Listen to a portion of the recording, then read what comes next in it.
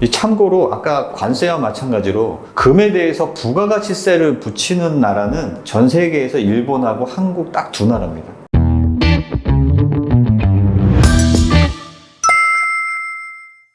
안녕하세요.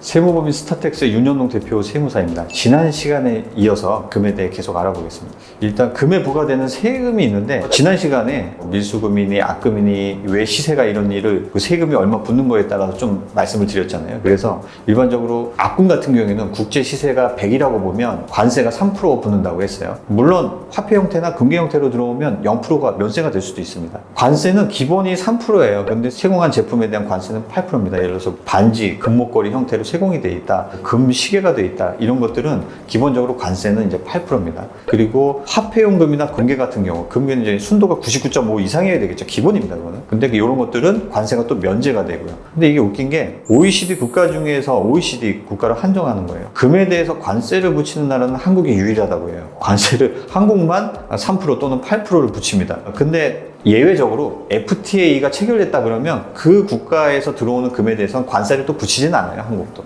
그런 국가들에서 들어오는 금들의 양이 얼마가 되는지 따져봐야 될 문제지만 어쨌든 거기서는 관세는 면제입니다. 이게 부가가치세가 면세라는 게 아니라 관세가 면세인 거예요. 그리고 부가가치세는 기본적으로 수입품에 대해서는 10%가 그냥 붙는 거예요. 그리고 우리 수출용 금지금이 있어요. 아까 금지금은 뭐 금괴라든지 골드바 이런 걸 얘기한다 그랬죠. 원재료 상태의 금. 수출용 금을 해외로 수출한다고 하면 이거는 영세율입니다. 그러니까 영세율이라는 거는 부가세가 있지만 0%다. 없다는 얘기예요. 영세율을 적용을 해주는데 문제는 이게 내국 신용장이나 구매 확인서에 의한 금지금 내부 공급에 대해서는 부가세가 10%가 붙어요. 이 얘기 뭐냐면 원래 우리가 금이 아니라 일반 제품을 수출한다고 했을 때 라디오를 수출하면 라디오 부품이 여러 개가 있을 거잖아요. 그러면 각각 부품 업체가 있고 그 다음에 협력 업체들이 있을 거예요. 그러면 내국 신용장이나 구매 확인서라는 건 이건 수출을 한다는 얘기거든요. 그거에 의해서 국내 유통을 하면 사실은 부품을 공급하는 업자도 국내 공급이지만 수출용 제품을 만드는데 일조를 한 거잖아요. 그러면 이거는 원래는 영세율이었어요. 수출 제품으로 봐서. 이게 이제 내국 신용장이나 구매 확인서에 의한 거래인데 금은 그렇다 하더라도 내부 국내 거래에 대해서는 10%씩 붙이는 거예요. 예전에 이제 업자들이 그걸로 너무 많이 불법적인 일을 해서 그렇게 되는 거죠. 그래서 내국 신용장이나 구매 확인서가 있어도 국내에서 유통되는 금은 일단은 과세고 그 다음에 맨 최종 단계, 수출 단계에서만 영세율입니다. 현재 부가가치세는. 참고로 아까 관세와 마찬가지로 금에 대해서 부가가치세를 붙이는 나라는 전 세계에서 일본하고 한국 딱 두 나라입니다. 더더군다나 일본 같은 경우에는 부가가치세를 이제 살 때 부가가치세까지 110을 주는 거잖아요. 100의 가격이면. 그럼 반대로 이거를 팔 때는 5%를 또 환급해줘요. 고객이 되팔 때. 예전에 100인데 110을 냈잖아요. 그럼 10% 문 거예요. 부가세를 소비자가. 근데 이거를 금을 되팔고 돈을 받을 때는 아까 말했던 그 10% 낸 것 중에 절반인 5%를 환급을 해줍니다. 그러니까 한국처럼 이렇게 10%씩 매기는 거는 일본도 안 하는 거죠. 다른 전 세계 국가는 당연히 없고요. 지금은 좀 바뀌었던 게 매입자 납부 특례가 뭐냐면 물건을 사는 사람이 부가세를 판매자한테 주지 않고 자기가 갖고 있다가 자기가 납부를 하는 거예요. 이게 매입자 납부 제도입니다. 이게 왜 그러냐면 내가 매출이면 상대방은 매입이잖아요. 나는 부가세를 받아서 납부를 하는 사람이고 상대방은 나한테 부가세를 준 사람이잖아요. 하지만 매입세금계산서가 있기 때문에 그 매입세 공제, 그러니까 환급을 받아야 돼요. 근데 중간에 금 유통상이 부가세만 받아먹고 폐업하고 도망가 버린 거예요. 그러면 매입세 공제 받기가 되게 힘들거든요. 왜냐면 연루돼 있을 수도 있는 거고.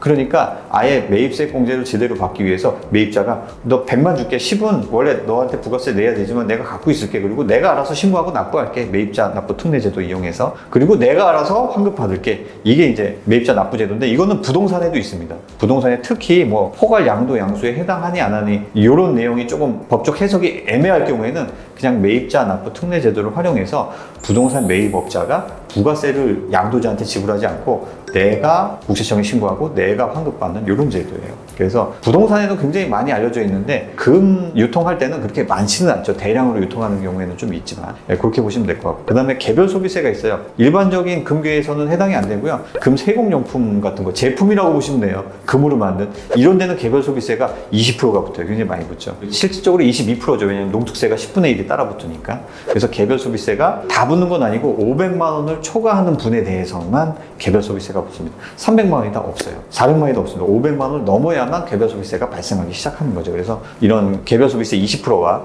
그 다음에 농어촌 특별세가 10% 붙으니까 2%죠. 그래서 22% 이렇게 붙는다. 이렇게 보시면 될 것 같습니다. 이렇게 금 얘기를 하다 보니까 대한민국에 이제 금이 굉장히 흔해 보이지만 실질적으로는 대한민국에 금이 그렇게 많이 없어요. 그래서 생산량을 보면 2022년에 국내에서 생산된 순금이 한 34톤 정도 된다 그럽니다. 어디서 생산하냐 그러면 금광은 없어졌어요. 예전에는 우리나라가 되게 금 생산이 많이 되는 나라로 알려졌었잖아요. 중국에도 그렇게 알려져서 사신이 올 때마다 뭐 금 뜯어가고 이런 게 역사서에 보면 이제 좀 나온다고 하죠. 그런 것도 있고 개항 시기에 프랑스나 이 서구권에서도 금이 많은 나라라고 이제 알려져 있어요. 실제로 아시아 최대의 금광이 일제시대 때 북한 쪽에 있었어요. 그래서 금 생산량이 일본이 이제 전 세계에서 순위권을 다툴 정도로, 왜냐면 아시아에서 제일 큰 금광이니까. 그때는 식민지 시절이니까 우리나라 금 생산량으로 잡히지가 않죠. 일본 생산량으로 잡혔죠.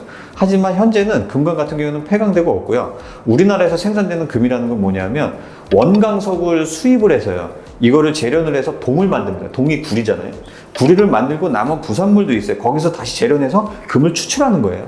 요게 어디서 하냐면 이제 LS M&M이라는 회사에서 해요. 여기는 이제 구리 만드는 회사인데 거기서는 부산물을 해서 이렇게 금을 생산해요. 그러니까 많지가 않은 거죠. 전문적으로 금 생산을 위해서 활동을 하는 게 아니기 때문에. 그래서 1년에 생산량이 34톤. 그러면 시중에 유통되는 금이 대략 한 700톤 정도, 정부가 갖고 있는 게 한 100톤 정도라고 얘기하잖아요. 그게 한국에는 없고 영란은행에 보관돼 있거든요. 근데 정부가 갖고 있는 게 한 100톤이 조금 넘는데 전 국민이 갖고 있는 고금이라고 하잖아요. 소비자가 갖고 있는 거니까. 고금이 예상치죠. 한 700톤 정도로 예상이 됩니다. 이 많은 금이 다 어디서 났을까요? 대부분 이게 또 70% 정도 뒷급이라고 하잖아요. 그래서 대부분은 정상적인 경로로 유통되는, 수입되는 수입금도 있지만 밀수금이 상당수 있을 거다라고 이제 관세청에서 해석을 하고 있는 거죠. 그러면 저번 시간에 봤듯이 이 밀수금이 이렇게 성행하는 이유는 우리나라 이제 부가가치세 때문이에요. 무조건 뭐 나쁘다는 게 아니라 금의 가격 차이가 왜 나냐는 걸 이제 설명드리는 거죠.